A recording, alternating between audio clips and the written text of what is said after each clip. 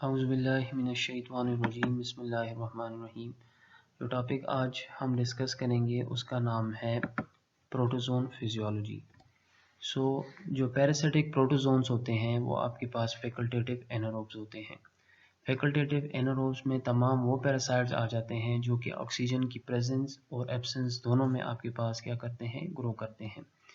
ये आपके पास heterotrophic in nature होते हैं, यानी जो ऑर्गेनिक मटेरियल है ये डाइजेस्ट होता है through the process of pinocytosis and phagocytosis.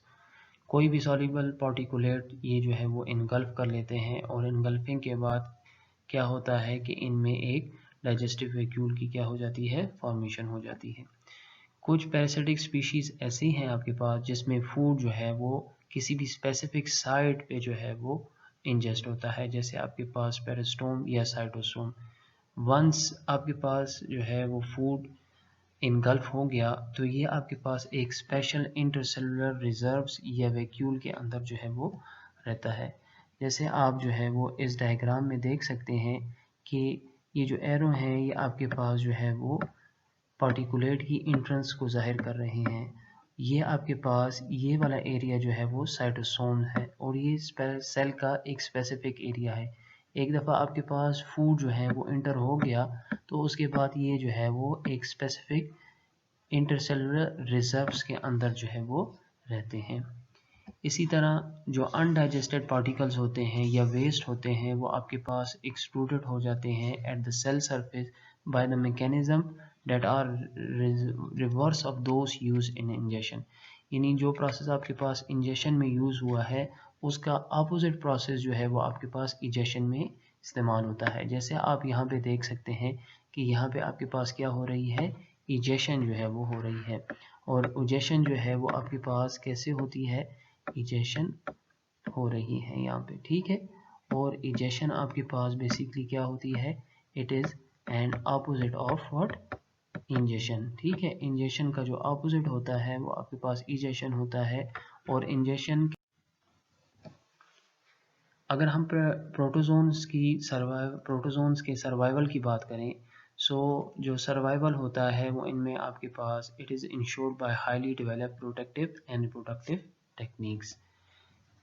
जब भी आपके पास जो प्रोटोजोन्स होते हैं वो किसी भी अनफेवरेबल इन्वायरमेंट में एक्सपोज होते हैं तो ये मेटाबॉलिकली लेस एक्टिव हो जाते हैं।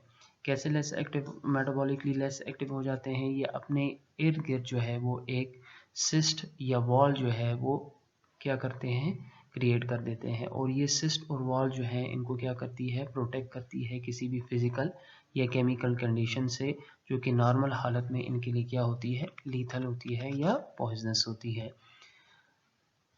इस तरह आपके पास जो पैरासाइट होते हैं वो एक इन्वायरमेंट से एक होस्ट से दूसरे होस्ट की तरफ जो है वो आसानी से जो है वो क्या हो सकते हैं, ट्रांसमिट हो सकते हैं। जो पैरासाइट्स होते हैं उनमें आपके पास इम्यूनो एवेसिव मैकेनिज्म जो है वो पाया जाता है। इम्यूनो एवेसिव मैकेनिज्म वो मैकेनिज्म है जिसमें जो पैरासाइट्स होते हैं वो अपने आप को इम्यून सिस्टम से इवेड करते हैं, यानी बचाते हैं। तो एक दफ़ा अगर पैरासाइट आपके पास इम्यून सिस्टम से बच जाए तो फिर उसकी क्या होती है, सर्वाइवल होती है विद इन द होस्ट। और जब सर्वाइवल होगी तो इसकी फिर क्या होगी, ट्रांसमिशन होगी from one host to another host. अगर हम रिप्रोडक्शन की बात करें, जो पैरासिटिक रिप्रोडक्शन होती है सिंपली वो आपके पास बाइनरी फिशन के थ्रू होती है। एक क्लास है आपके पास प्रोटोजोन की जिसको हम कहते हैं स्पोरोजोआ। इसमें आपके पास जो है वो जो मल्टीपल फिशन स्टेज होता है वो अल्टरनेट करता है with a period of sexual reproduction, यानी शिज़ोकिनी जो है वो आपके पास अल्टरनेट करता है स्पोरोगोनी की। ये जो शिज़ोकिनी है ये आपके पास एसेक्सुअल स्टेज है और जो स्पोरोगोनी है वो आपके पास जो है वो सेक्सुअल स्टेज है। ये जब हम इंडिविजुअली इस पैरासाइट को स्पोरोजोन में, जिसकी फेमिलियर एग्जांपल है प्लाज्मोडियम, इसको हम डिस्कस करेंगे तो उसमें आपको जो है वो इन दोनों के बारे में जो है वो कंप्लीट इंफॉर्मेशन मिल जाएगी।